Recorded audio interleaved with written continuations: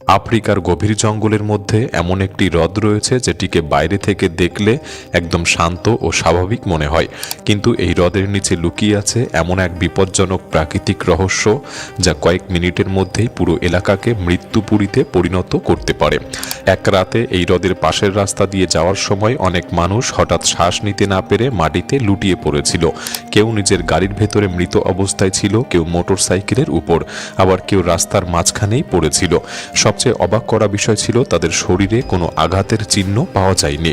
প্রথমে স্থানীয় প্রশাসন এটিকে কোনো রাসায়নিক হামলা বা বিষাক্ত গ্যাসের ঘটনা বলে সন্দেহ করেছিল, কিন্তু কয়েক মাসের তদন্তের পর বিজ্ঞানীরা এমন এক সত্য খুঁজে বের করে যা আগে পৃথিবীর কেউ কল্পনাও করতে পারেনি। কারণ সেই মৃত্যুর উৎস ছিল হ্রদটির নিচে জমে থাকা এক উপাদান।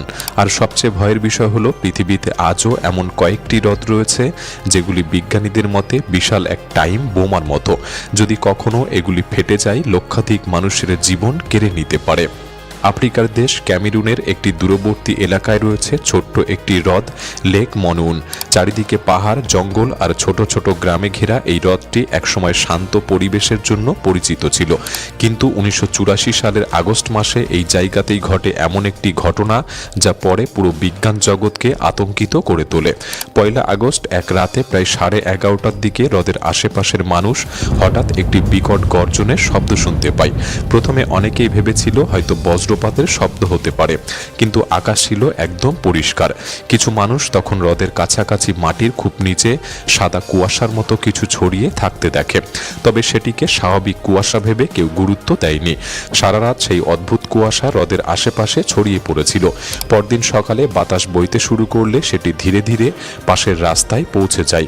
মানুষ সেটিকে সাধারণ সকালের কুয়াশা ভেবেই রাস্তা পার হচ্ছিল, কিন্তু কুয়াশার ভেতরে ঢোকার কয়েক সেকেন্ডের মধ্যেই তাদের শ্বাস নিতে সমস্যা শুরু হয়। কেউ রাস্তার মাঝখানে লুটিয়ে পড়ে, কেউ মোটর সাইকেলের উপর ঝুঁকে পড়ে, আবার কেউ নিজের গাড়ির ভেতরেই মারা যায়।